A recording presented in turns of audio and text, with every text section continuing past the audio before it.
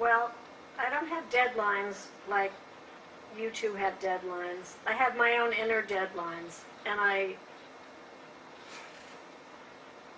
love having that. I mean, I love the time because I feel like I have endless amounts of time to explore and re-explore and do exactly what I want. But I'm quick and I'm obsessive, so I like to finish things. So it's an internal time clock that I have that if I'm making something, I want to be done. If I'm carving something, I want it done that day because I want to see what it's going to look like. That's how I am. When I read a book, I want to know what's going to happen. And there are times I just can't stand it, and I go to the end. I have to know what it's going to look like. So it's a different kind of, nobody says I have to be done by 3 o'clock. And I don't think I could do it. If somebody said, make this by 3 o'clock, I would be paralyzed. On the other hand, coming from within feels entirely different to me. Ideally, you want to work from your own inspiration, from your own obsessions, as you call them. I think that's probably the ideal way to work. That's what artists do. I myself, I don't know, because I'm lazy or whatever, but I kind of need to be prodded. I need a little bit of my feet to the fire, I guess, for me to do something. Otherwise, I probably would do nothing. I don't know. I love deadlines and I hate deadlines, and partly because sometimes you have a deadline like that job, but at the same time other jobs might float in, and it can be very stressful, but so it makes me very rigorous about my work day. I'm pretty disciplined about working. It really helps to be self-disciplined and squeeze as much as I can in. I love deadlines. Because you have to impose, as a self-employed person, you have to impose your own discipline on your time and what you can manage in a day. I tend to think there's 36 hours in a day if I can.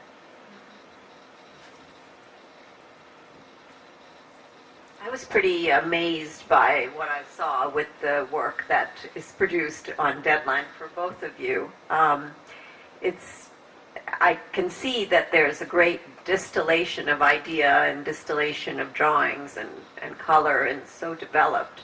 But really, we have the luxury of working on the process of making art for a little bit longer, sometimes days, sometimes weeks, sometimes months. And in some ways, that's not only is that really different, it's harder if you have more time to distill something. Just like it's easy to write, 5 pages of something, but then it's really hard to write it in 1 paragraph. And I really respect folks that can have that much discipline and put it together in such a short period of time. And I'm curious about how that shapes you as an artist, and how we're shaped as artists by sort of working and working and working on something to find the distilled idea. It does come out, but it may take much longer. I think everything has its own time. All the different processes have their own dynamic. I mean, if you're working with something that's very, very internal and needs to be worked out from a very deep space, sometimes you need a lot of time. And a lot of these things that I do quickly, they come quickly because, as I said before, I developed a vocabulary that I could pull from. So I do draw on my own. It's not like I don't. But I think everyone works according to their own predilection and what they like to do, and however it works is good, and that's the way it is.